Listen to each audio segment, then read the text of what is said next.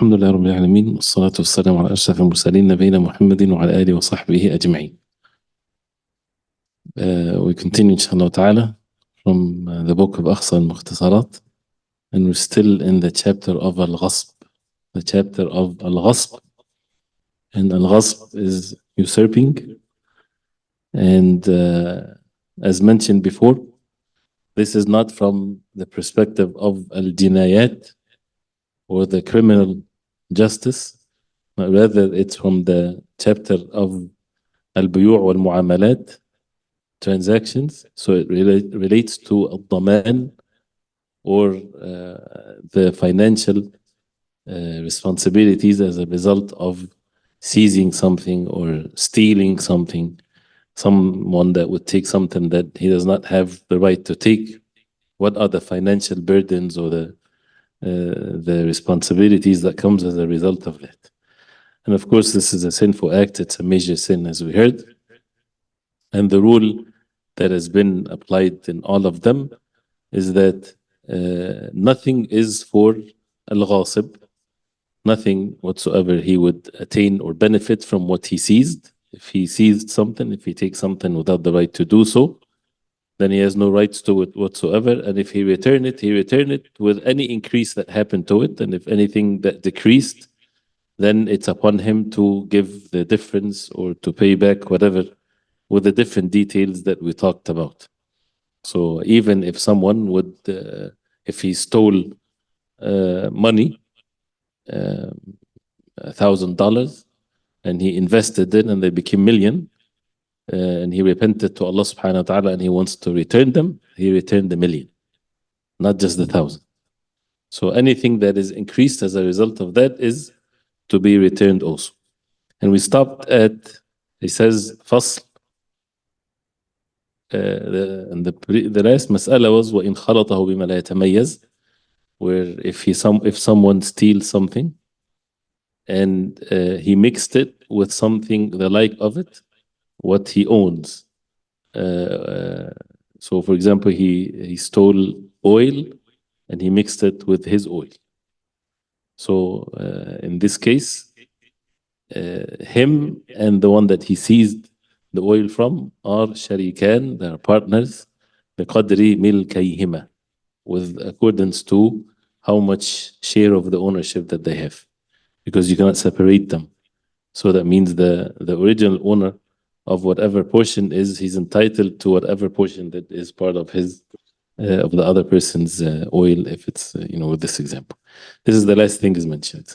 Then he says fasl in the same chapter of Al-Ghasb, وَمَنْ اشْتَرَى أرضا فغرس أو بنى ثم استحقت وقلع ذلك رجع على بائع بما غرمه.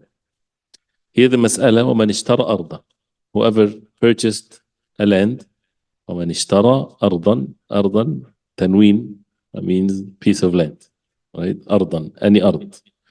As you said, one of the benefits of a tanween, that it makes it كلمة مستقلة. It's detached from everything. It's a standalone word. So ومن اشترى أرضا, whoever purchased a land, فغرس, then he غرس. غرس means, الغرس is used for the plants or the trees. Anything that you have to dig in the ground to put plants or seeds.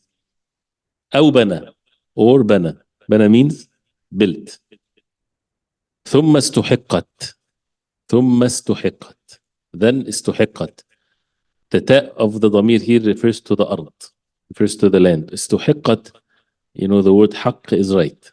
استحقت, the alif sin ta refers to that it's then discovered that this land does not belong to the seller. استحقت, that means they found it that it's مستحقة. That means that it does not belong to the one that sold it. So the mas'ala here, basically, someone took a land from someone else, stole a land from someone else, and then he went to sell it for a third party. So that third party is the one that وَمَنْ اشْتَرَى أَرْضًا. So if you have A and B and C, A sold the land, B stole the land from A. B stole a land from A, correct? And then B, the thief, he sold it to C. C is the one that says وَمَنِ اشْتَرَى. So C, he purchased the land.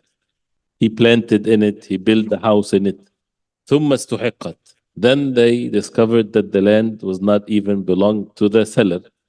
It belonged to someone else, to A. So what's the rule here? As far as the dhaman, the guarantee of who's responsible for paying back or who owns it or whatever.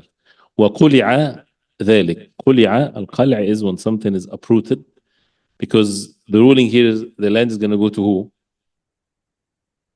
Who deserves the land? A or B or C? A, of course, because A is the owner, right? So وَقُلِعَ, that A, when he saw this, he doesn't want the whatever is being built, whatever is being planted. He wants his land back the way it was. So وَقُلِعَ ذَلِكَ. So it's going to be uprooted. And who, as mentioned before, who pays for the bringing the land back to where it was? The thief, the evil one, the one that seized it, right? And of course, the ulama, there's detail in this. And of course, the judge, he's the one that is going to rule. And some cases where the owner, if he just wants to put more burden on the thief, and he wants to destroy the building for the sake of destroying it. Otherwise, he would rather use it. So things has to be looked into, but he has the right to bring his land in its original form. So this is وَقُلِعَ ذَلِكَ, meaning what has been mentioned before. Then here's the rule of the mas'ala. رَجَعَ عَلَى بَائِعٍ بِمَا غَرِمَهُ. رَجَعَ. The word raja in the context of the transaction means what? He returns back. What is the meaning of returns back? رجع بالضمان, رجع بالمال. He goes after. This is the one that he goes after. He goes after the ba'i', after the seller. So B is the seller. So C, he did not know. He purchased it. He thought it was the owned by B. So he has to return it to A, but he then goes after B. His money, his rights, he goes after B. رجع على بائع بما غرمه. بما غرمه, الغرامة is by what he entailed upon him with whatever. The price of the land, the price of destroying the building that he built, building it, the plants, all of the things that he paid. Then he goes after B to give him back everything that he spent on this land. Clear? So again, وَمَنْ اشْتَرَى أَرْضًا فَغَرَسَ أَوْ بَنَى ثُمَّ اسْتُحِقَّتْ. The word استحقت. The land استحقت. That means it goes back, it's the right of someone else. وَقُلِعَ ذَلِكَ. This was uprooted or removed, meaning the الغرس أو البناء. رجع على بائع بما غرمه. رجع. Who's the one that رجع? رجع. So again, in the mutun, it's very important to know who the ضمائر, the pronouns refers to, and if there's a ضمير or there's no ضمير. Who's the one that رجع? Is the one that اشترى. The one that purchased, he will go back على بائع. He go back to the بائع or to the seller. Clear? بما غرمه. By what he burdened as a result of that with money wise. Is it clear? Word wise? Right. So then the next one, وَإِنْ أَطْعَمَهُ لِعَالِمٍ بِغَصْبِهِ ضَمِنَ آكِلٍ. And again, the dabt, to make sure that every word is being pronounced right. This is important. And it's, again, we're practicing, so that the next stage, inshallah, when we take it all in Arabic, we'll know it, inshallah, after we master the Arabic language, inshallah. So, وَإِنْ أَطْعَمَهُ لِعَالِمٍ. وَإِنْ, if أطعمه from الطعام, that means he fed him. Who fed who? وَإِنْ أطعمه, that means we're in the subject of Al-Ghasb. So Al-Ghasb, the usurper. Okay. We know Al-Ghasb. What's Al-Ghasb? Usurper. The one that takes things without the right to take. So Al-Ghasb. So وإن أطعمه, يعني الغاصب اغتصب ماذا؟ أخذ طعاما. Right? وإن أطعمه. he gave food. لعالم, not عالم scholar, no, لعالم بغصبه. This is لعالم بغصبه. He gave the food to someone that knows that he stole. He knows that he took that food, he stole that food.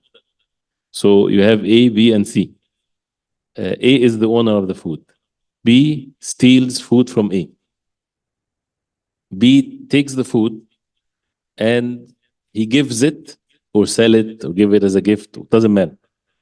He invites C for the food, right? C knows that B stole the food. That's what وَإِنْ أَطْعَمَهُ لِعَالِمٍ بِغَصْبِهِ. He fed the food to someone that knows that he stole the food. Get it? وَإِنْ أَطْعَمَهُ, so in if أطعمه, he fed him. فده لعالم بغصبه. Not لعالم بس only. That means someone that knows that he غصب.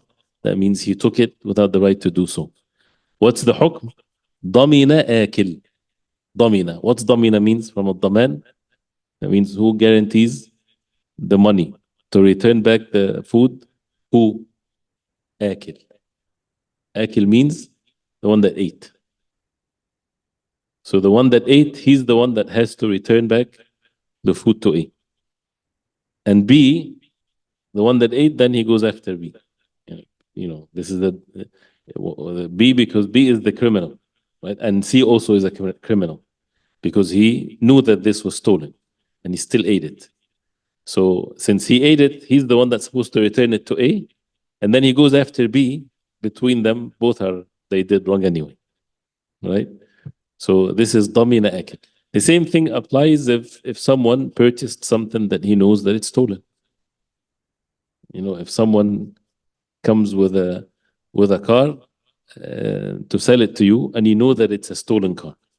You know that it's a stolen car, and you purchase it, right? And then the owner comes up and is known, then you're responsible because you purchased something that you know that it's stolen, right? So وإن أطعمه لعالم بغصبه لعالم بغصبه ضمن آكل. ضمن آكل. آكل is the one that eats. Yeah, it refers to whatever the food that he ate. Yes, but the mas'ala here is, of course, if it's a portion, it's a portion. So if he gave the food to 5 people, then the 5 people are responsible to return the entire thing. But here the primitive mas'ala, I guess, وَأَطْعَمَهُ, that means the food is all given to one, and then he ate it all, and that's why ضمن آكل, it does not refer to only one. آكل. The آكل, the one that ate, he has the ضمان is upon him. The ضمان is upon him. Doubt is not usually action to be built on doubt, but the most concern here is with regards to الضمان, who would guarantee it.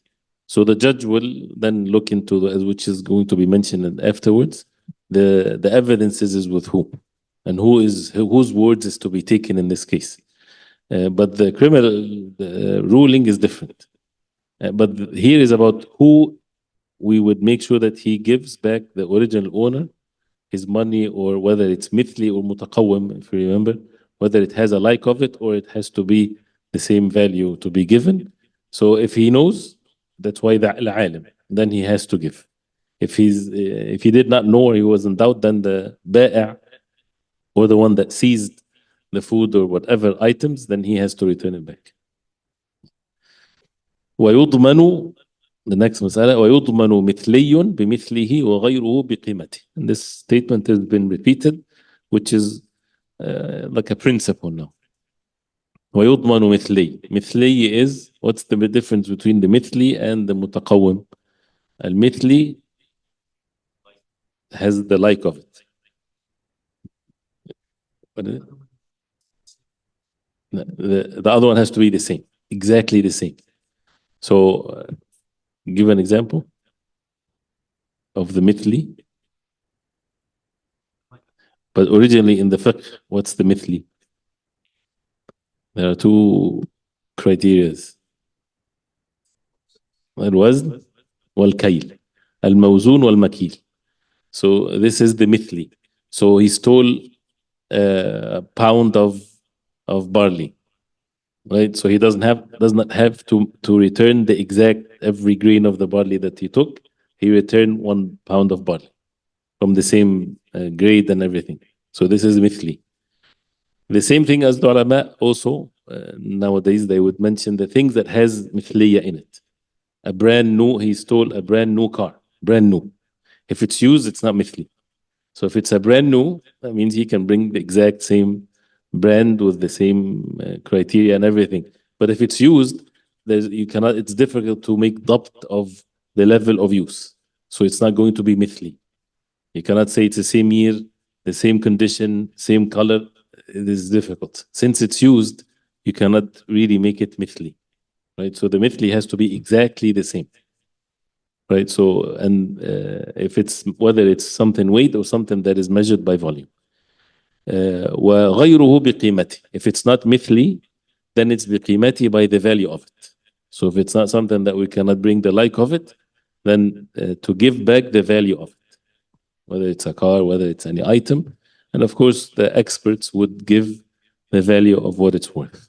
This is the ضمان. He returns it back. وحرم, the next one, وحرم تصرف غاصب بمغصوب. وحرم, حرم means it's haram, and this is in the past tense. That shows that this is at all times. It's haram تصرف غاصب. تصرف, we also heard it many times before. التصرف is what?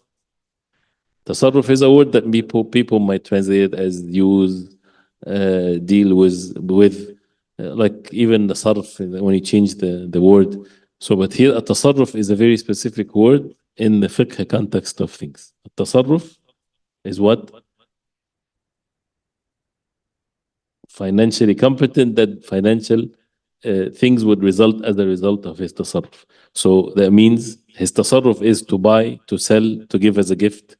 So this is haram for that tasarruf of ghasib b'maghsub. Al-ghasib is the individual that took something without the right to do so. Al-maghsub is the item that has been seized or stolen. So al-ghasib haramun alayh, of course it's a very obvious thing.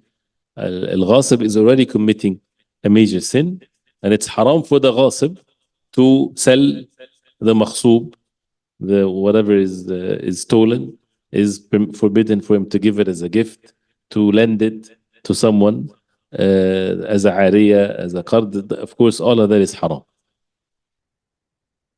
ولا يصح عقد ولا عبادة.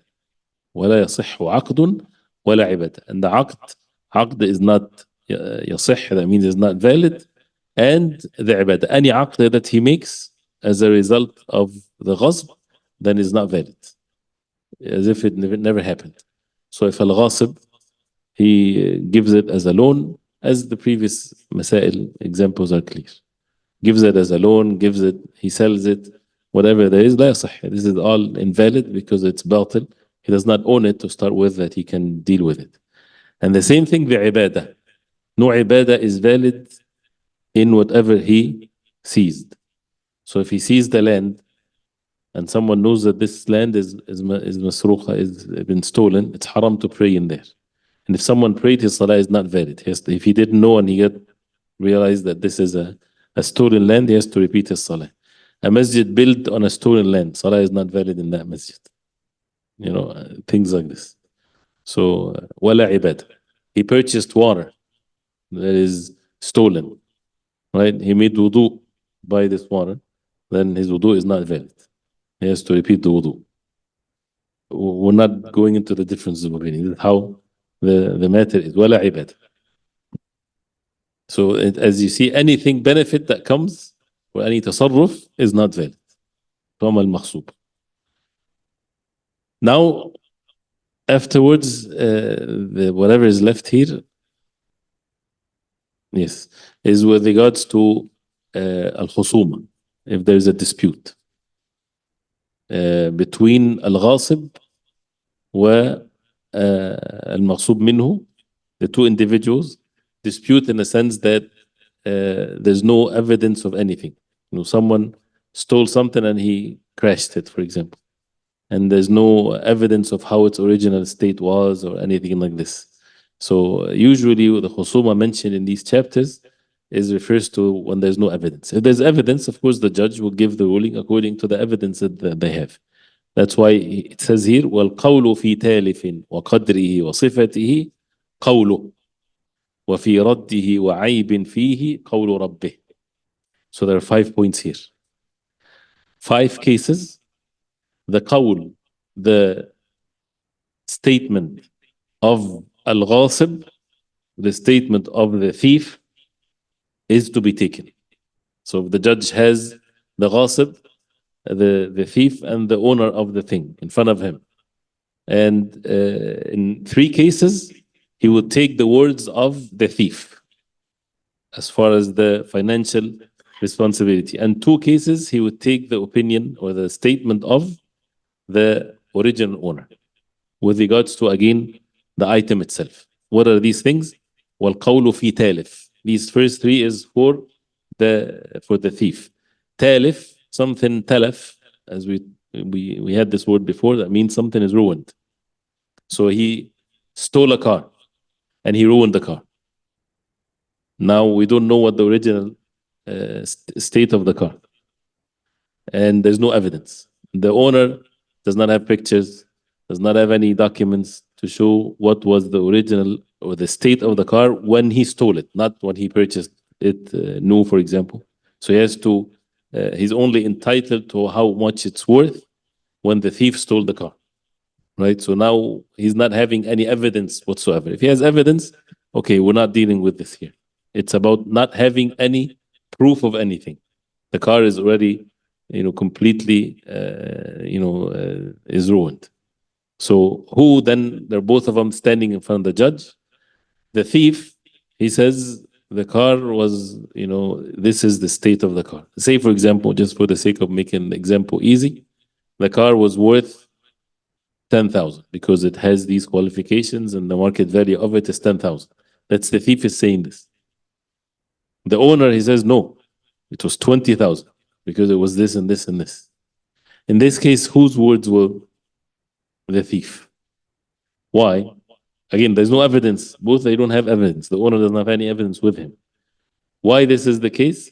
The original ruling of it is al-bayna ala man idda'a. The bayina, the evidence is for the one that claims. So the claim here is the one that is claiming that is more, is the owner. So he needs to have an evidence, right? Unless the statement of the thief is far off. He's the car, for example, crashed. That means it was at least being driven. He was driving it at least 50 miles an hour, and he would claim that the car is worth $10. I mean, unless it's a city number like this. So talif here, if there's no evidence, it's the statement of the ghasib. Clear? وَقَدْرِهِ. That means I'm sorry. A talif is whether it's talif or not. The amount of talaf, the amount of whatever is ruined. He would say, oh, I only hit it from the back, but when I stole it, it was already hit from the front. Right? So this is the talif. So the dispute is in the talaf itself, is in the ruining part of it. Clear? So this is fi talif. وَقَدْرِهِ, the amount of it. Money-wise, things like this.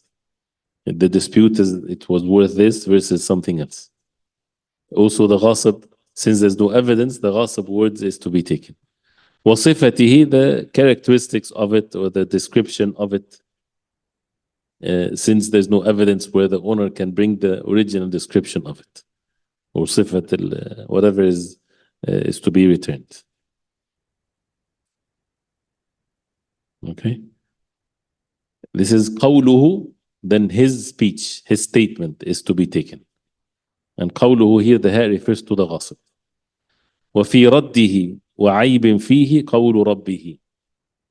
وَفِي رَدِّهِ, الرد is returned. Their dispute is in the return. The ghasib says, I returned the car to him. And the owner says he did not return anything to me. And there's no evidence from both.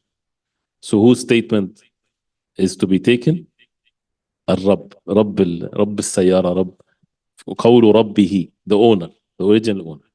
Why? Because the original status is that he stole. The guy already agreed that he stole the car. So this is the original ruling here. The dispute is whether he returned it or not. So the original ruling stays the same unless proven otherwise. So وفي رده, it's return. وعيب فيه. العيب is the deficiency in it that is originally in it, not التلف, not that it get ruined, right? So the difference between التالف والعيب is التالف is that the thief, he took it and he broke it, but he said he did not break it, right? Versus العيب, that means it has an original default or fault in it or defect in it.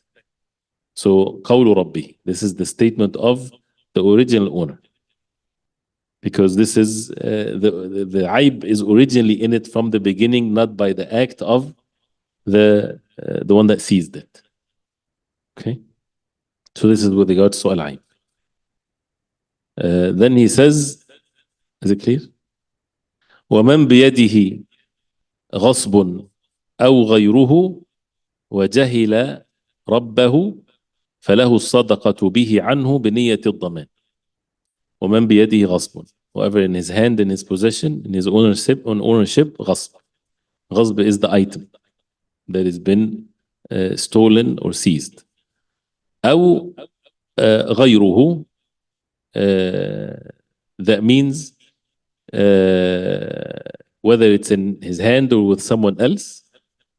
وجهل ربه, and he did not know, جهل, he's ignorant about the owner of this item, right? فله الصدقة به.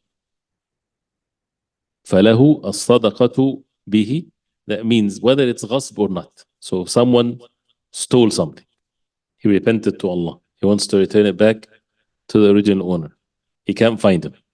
There's no way for him to find the original owner. So this is one case. أو غيره, or you find something. Al-Luqata has its own rulings. So whether a person committed a sin by stealing or something else, he has something that does not belong to him, but وَجَهِلَ رَبَّهُ, right? He is ignorant about the owner of the item. What's the ruling? فَلَهُ الصَّدَقَةِ. If it's luqata, he has to wait for a year. He has يعرفها سنة. He has to make it announced, publicly announced for a year, right? And then it belongs to him. But here this is different. This is not luqata. This is his, or it's with him. ومن بيده فله الصدقة به عنه.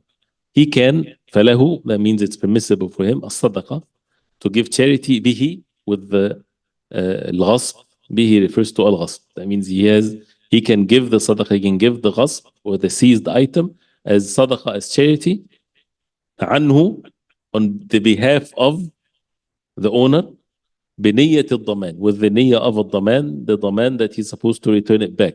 So with the intention is that he's giving it back to him, the value of it or whatever.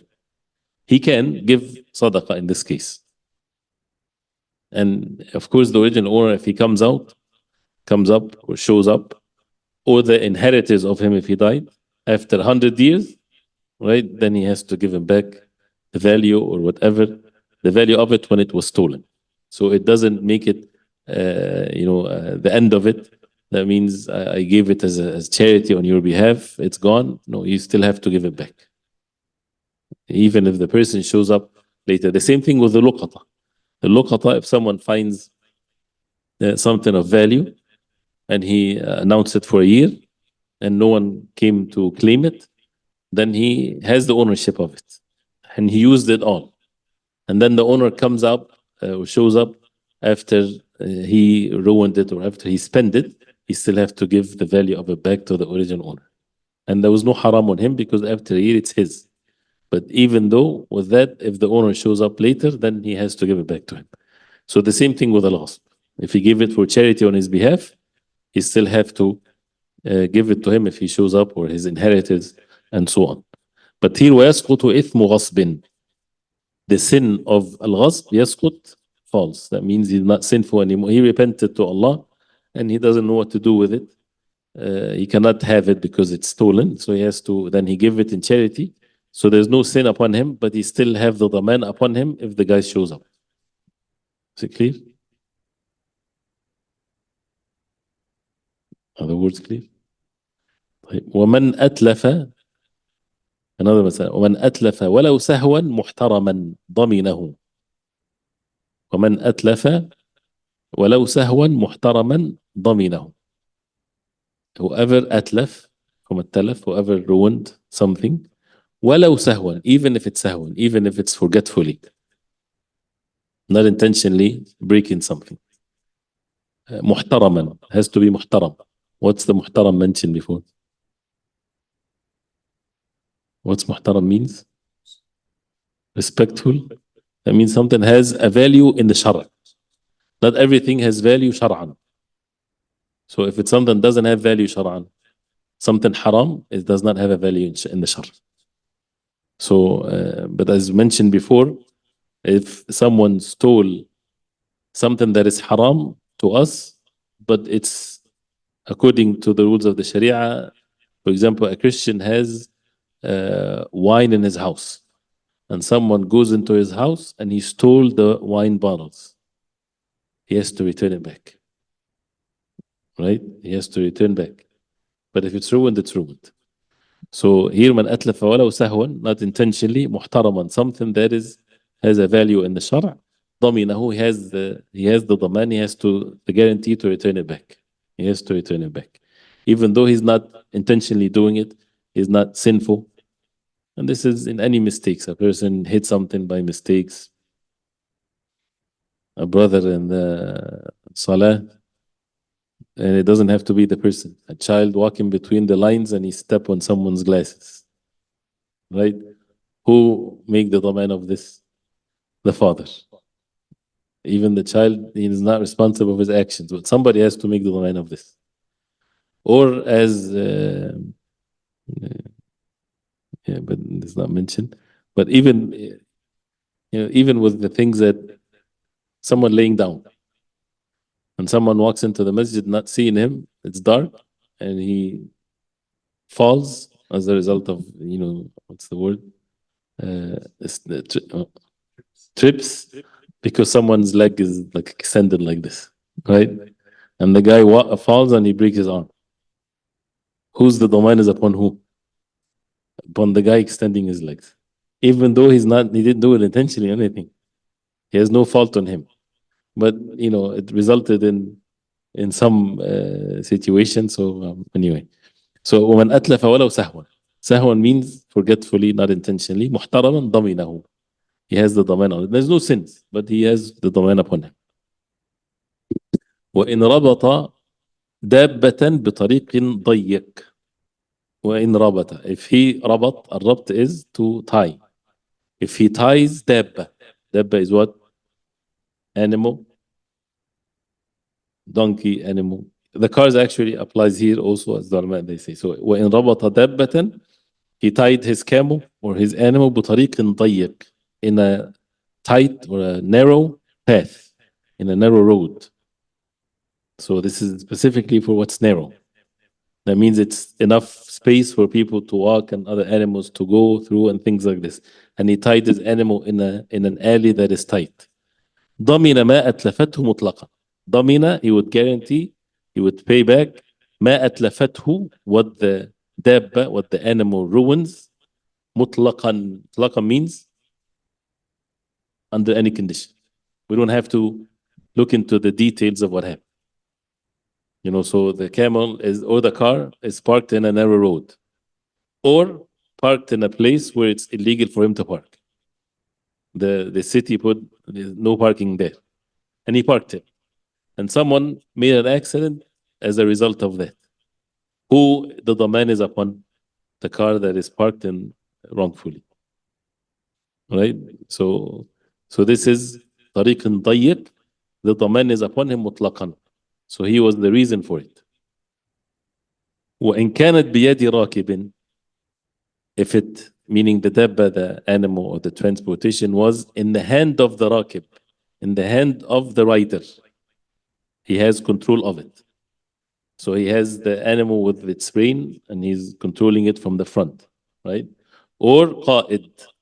So whether he is راكب, whether he is leading it, whether it's سائق, is driving it. ضمن جناية مقدمها. ضمن is the past tense. I'm not sure if the word guarantees, right? But is it guaranteed? It was okay. الضمان again financially here. And something happened. ضمن جناية. الجناية is the aggression or the whatever it did broke something. The animal broke something. He would guarantee the جناية of مقدمها, the front part of it, because he's in control of it. Right? So if, for example, if he's taking a horse and he's taking the horse from its rein, and someone comes from behind the horse and he just kicked the horse like this, so the horse kick him with his back foot, and the guy flies meters away, right? Does the owner of the horse has any ضمان guarantee on him? No, because he's not guaranteeing the back of the animal, because he's leading it from the front. Even if nobody comes and do anything, of course, this is an obvious one. But if in the back the animal did something, kicked something from the back, it's not the responsibility of the owner, because it's the back. Then may Allah make it easy for those who whatever happens to them. So this is ضمن جناية مقدمها. The same thing is when you drive in a car, someone hits you from the back, right? Or something is hit from the back. This is not your responsibility. Is whatever you're driving up front. ووطأها برجلها. ضمن جناية مقدمها ووطأها not ووطئها ووطأها برجلها. الوطء is here it's stepping. So ووطأها, this is a noun, not a verb. Right? ووطأها, and the alif here refers to the animal. So the what of the animal, the stepping of the animal with its hoof or its legs, برجلها, with its legs. This is guaranteed by him. If anything that it steps on, front or back. So if he's just stepping, so because he's in control of it. So if it steps on something and it breaks something, then he guarantees it. Right, other than the stepping. Any jinaya, it's if it's a dabba, if it's an animal, and it can, while he's like this, and someone, it can do something that it breaks something by the front part of it. If he's taking a bull, and a cow, he's taking his cow back home, and then it just, hit something with its horn, a car parking on the side, in the front, has the daman, because this is in his control in the front, and anything that it steps on it. And of course, when it's mentioned الطريق الضيق versus الواسع. So الواسع, if it's a wide road, there's no daman on him, because it's واسع. And there's difference of opinion also, but in these matters, of course, the judge will make his own judgment based on the circumstances and things like this. Is that clear? We'll stop here, inshallah. The next chapter is الشفعة. But we'll stop here, inshallah. So let's read together the fasl. And while we're reading it, make sure that you read it correctly, inshallah, and see if there's anything that is not clear.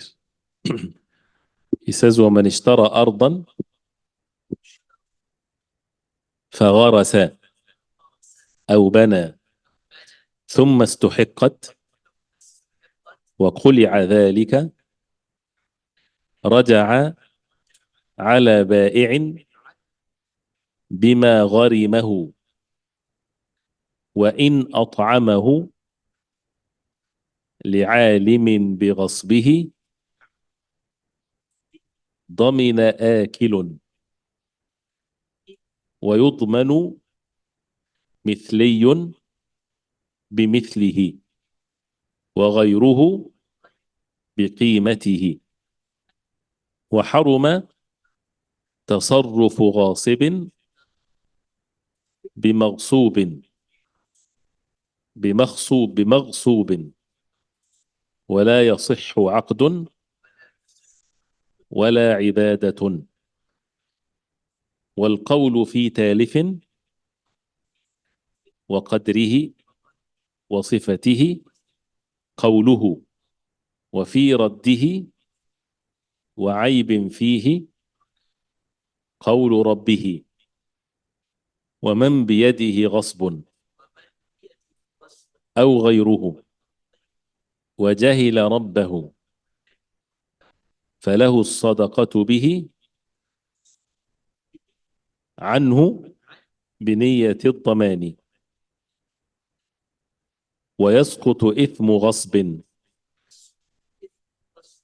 ومن أتلف ولو سهوا محترما ضمنه، وإن ربط دابة بطريق ضيق ضمن ما أتلفته مطلقا، وإن كانت بيد راكب أو قائد أو سائق ضمن جناية مقدمها ووطئها برجلها. Okay. Any questions here? طب ده حديث؟ No. No. ويسقط إثم غصب. That means the إثم, the sin of stealing is to be removed. No, because he repented to Allah subhanahu wa ta'ala. There's a question here, if there is a building being built on stolen land and the original owner finds out, if he wants the building, is he responsible for paying for the rest of the cost, or is the thief responsible? The thief. The owner doesn't pay anything. He takes the land and the building and enjoys. No. Because this is again, there's a hadith of the Prophet والسلام, that the Al-Ghasb, the meaning of which that whoever he builds on it, he has no guarantee. Zulm, it's all wrongdoing. So this is like a form of a punishment for him. What does الضمان, بنية الضمان means?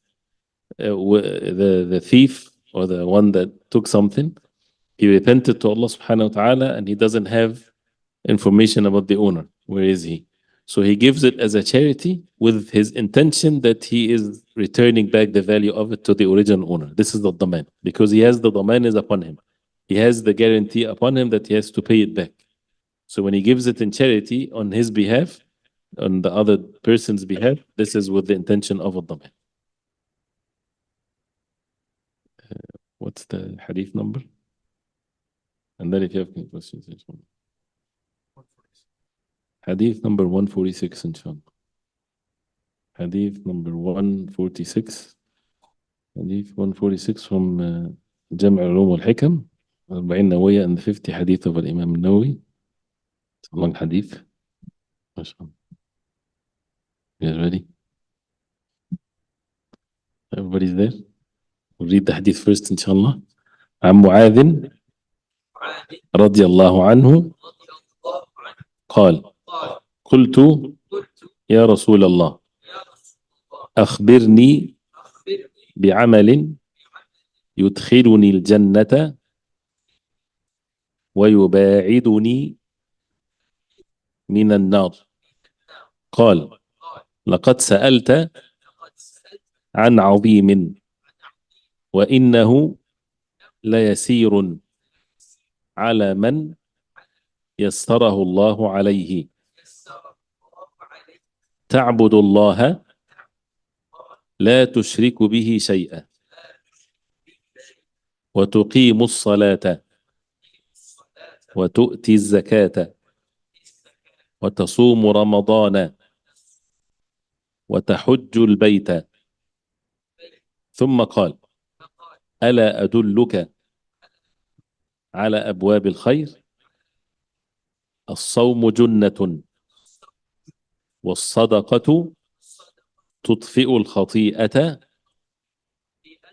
كما يطفئ الماء النار،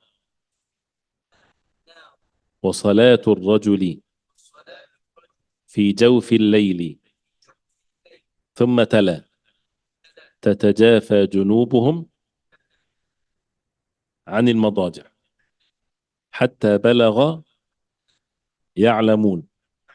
ثم قال: ألا أخبرك برأس الأمر وعموده وذروة سنامه؟ قلت: بلى يا رسول الله. قال: رأس الأمر الإسلام وعموده الصلاة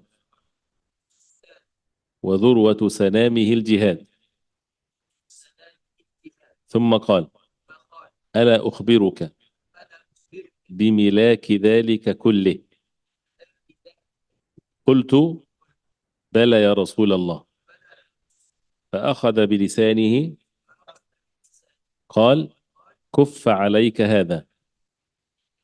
قلت: يا نبي الله، وإنا لمؤاخذون بما نتكلم به. فقال: ثكلتك أمك، ثكلتك أمك. وهل يكب الناس في النار على وجوههم، أو قال على مناخرهم، إلا حصائد ألسنتهم؟ يقول: رواه الترمذي وقال: حديث حسن صحيح.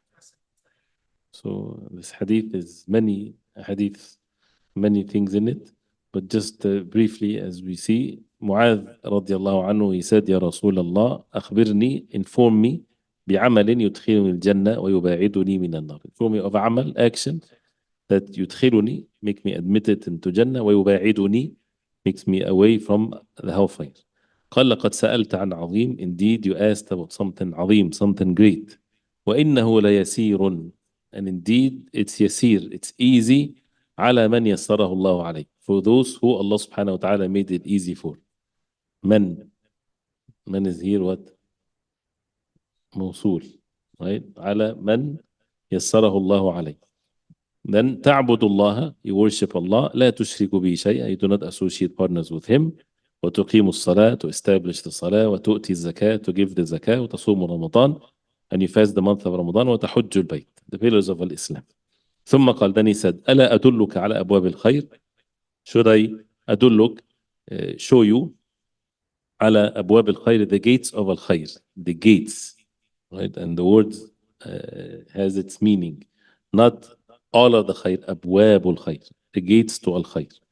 الصوم جنة, الصوم جنة, جنة is shield. والصدقة تطفئ الخطيئة, and charity distinguish the sin. الصدقة تطفئ الخطيئة كما يطفئ الماء النار, same way as the water distinguish the fire. وصلاة الرجل في جوف الليل, and the prayer of the man in the middle, in the midst of the night. ثم تلا, then he recited the ayat in Surah Al-Sajda: تتجافى جنوبهم عن المضاجع, the believers, their sides forsake their beds, till the word يعلمون. ثم قال, then he said: ألا أخبرك برأس الأمر, should I inform you of the head of the matter, وعموده, and the pillar of it, وذروة سنامه, and the highest part of it. قلت: بلى, I said yes, O Messenger of Allah. قال: رأس الأمر الإسلام, the head of the matter is Islam, وعموده الصلاة, the pillar of it الصلاة. And here is not the amud of a building, is when you see a tent, the conventional way of the tents, the amud is in the middle. So if there's no amud, there's no tent, right? So عموده, one amud, one pillar. وعموده الصلاة وذروة سنامه الجهاد, and the highest point of it is الجهاد.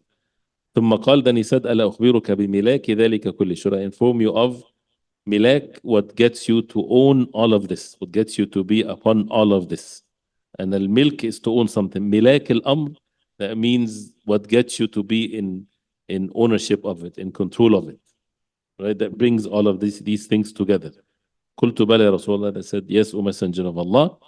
فأخذ بلسانه, he took his tongue, عليه الصلاة والسلام, وقال: كف عليك هذا. كف, الكف is when you're staying away from something. كف عليك هذا.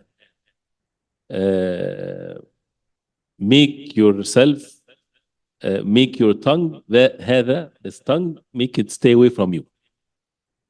Right? Protect yourself from this. هذا. And here is where, no, he grabbed his own tongue. فأخذ بلسانه, the lisan of the Prophet عليه الصلاة والسلام, and he says, كف عليك هذا.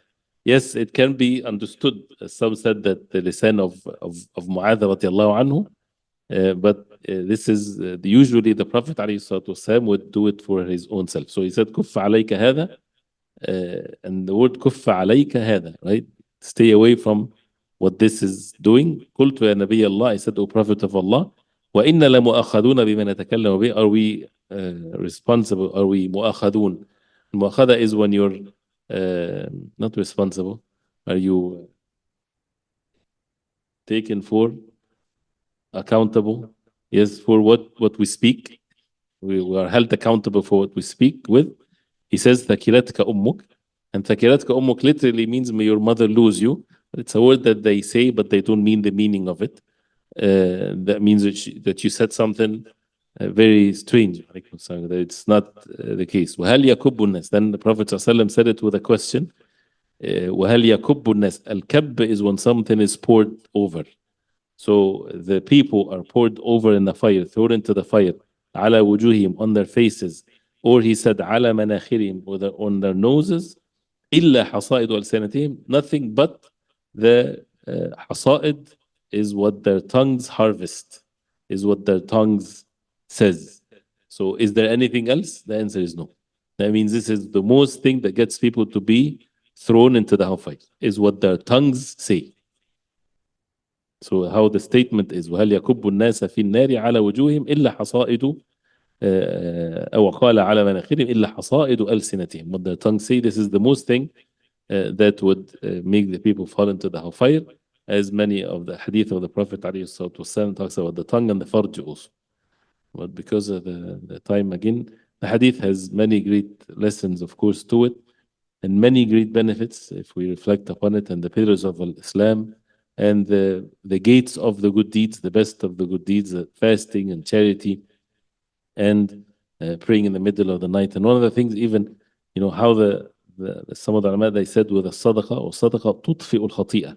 When someone commits a sin, the sin has its implications.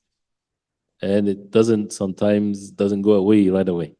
A person committed a sin. He repented to Allah, but he still lives with the miseries of it. Deprived from good deeds. Deprived from making the night prayer, for example, even though he repented to Allah from the sin. So as some of them, they say, sadaqah removes that away, because it distinguishes the fire of it. So you repented to Allah subhanahu wa ta'ala from a sin, give charity, so that you don't live with the effect of the sin. It doesn't stay. This is one of the means to remove all the implications or the outcome of the sins. To give charity, after this does not mean that a person does not repent to Allah. No, he repents to Allah and he takes the means and everything, and he gives charity. And the importance, of course, of what a person says with his tongue, especially the time that we live in, with the fitan. A person should make sure that the original ruling is that he doesn't say anything unless proven otherwise. Most time. Any questions? Another question. First of all, the attendance code is Ghasb, usurper, Ghasb or usurper. If a person A takes money from the original owner and makes purchases, does both the items purchased and the original amount of money have to be returned? No, this is different. He took 1,000. If the 1,000 increased, he gives it with the increase. But the 1,000 becomes furniture, right? So he does not give the furniture, he gives the 1,000. Doesn't have to be the exact dollar bills, but he gives the 1,000 back. So, but if he took the 1,000 and he invested it, then the increase is to the original owner. Then it says a person A decides to repent and the purchased items are no longer in their possession. Is the value of the purchased item supposed to be given back to the original owner in addition to the stolen money? If the total amount is known, should this? No, again, so if as long as he gives back the money and he repents to Allah subhanahu wa ta'ala. And manakhirihim is the plural of minkhar or mankhar, which is the nose. Their nose. Their noses. Anything else? طيب الله سبحانه وتعالى يكسب. صلى الله وسلم وبارك على محمد وصحبه وسلم.